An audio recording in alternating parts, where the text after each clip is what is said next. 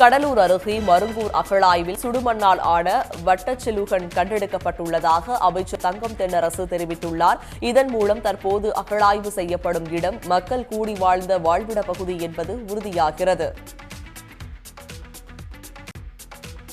சேலம் பெரியார் பல்கலைக்கழகத்தில் பேராசிரியர்களுக்கான பதவி உயர்வு வழங்காமல் ஓராண்டாக ஆவணங்களை கிடப்பில் போட்டுள்ளதாக துணைவேந்தர் மீது ஆசிரியர் சங்கம் குற்றம் சாட்டியுள்ளது. துணைவேந்தர் ஜெகநாதன் மீது நடவடிக்கை கோரி உயர்கல்வித்துறை செயலாளருக்கு மனு அனுப்பப்பட்டுள்ளது. ஈரோடு சந்தையில் ஒரே வாரத்தில் மஞ்சள் விலை குவிண்டாலுக்கு 2000 ரூபாய் குறைந்தது. உள்ளூர் சந்தையில் நுகர்வு குறைவு, வெளிநாடுகளுக்கான ஏற்றுமதி சரிவாலும் விலை குறைந்திருப்பதாக வியாபாரிகள் தெரிவித்தனர். திருவாரூரில் ஆக்கிரமிப்பில் இருந்த கபிலேஸ்வரர் கோயிலுக்கு சொந்தமான 3 கோடி ரூபாய் மதிப்பிலான நிலம் மீட்கப்பட்டது. தனியாரால் ஆக்கிரமிப்பு செய்யப்பட்டிருந்த கபிலேஸ்வரர் கோயிலுக்கு சொந்தமான 6000 சதுர அடி நிலத்தை அறநிலையத்துறை மீட்டுள்ளது.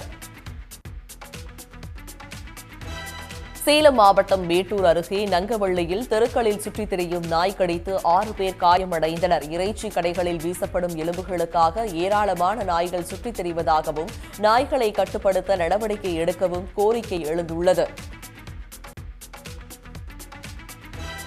8 வாரங்களுக்கு தினமும் மதுரை அரசு ராஜாஜி மருத்துவமனையில் சேவை செய்ய வேண்டும் என்ற நிபந்தனையுடன் கொலை வழக்கில் கைதான சட்டக்கல்லூரி மாணவருக்கு உயர்நீதிமன்றம் ஜாமீன் வழங்கியுள்ளது.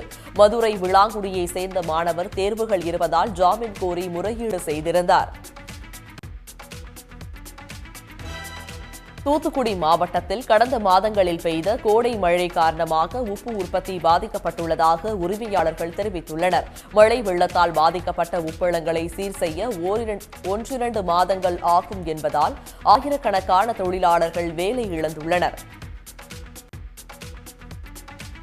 நீதித்துறை நியாயமாக செயல்பட்டால்தான் மக்களுக்கு நம்பிக்கை ஏற்படும் என்று, இது நீதிமன்றத்திற்கு மட்டுமல்லாமல் வழக்கறிஞர்களின் கடமையும் கூட என்று உயர்நீதிமன்றம் கருத்து தெரிவித்துள்ளது. நீதிமன்றத்திற்கு வரும் காவலர்களை அவ்வப்போது மாற்றுவதற்கான வாய்ப்புகளை கண்டறிய வேண்டும் என்றும் நீதிபதி புகழேந்தி அறிவுறுத்தியுள்ளார். சென்னையில் பச்சையப்பன் கல்லூரி மாணவர்கள் பேருந்தின் மீது ஏறி அட்டகாசம் செய்த வீடியோ காட்சிகள் வெளியாகி பரபரப்பை ஏற்படுத்தின. இதன் அடிப்படையில் கல்லூரி மாணவர்களை பிடிக்கும் பணியில் போலீசார் ஈடுபட்டுள்ளனர்.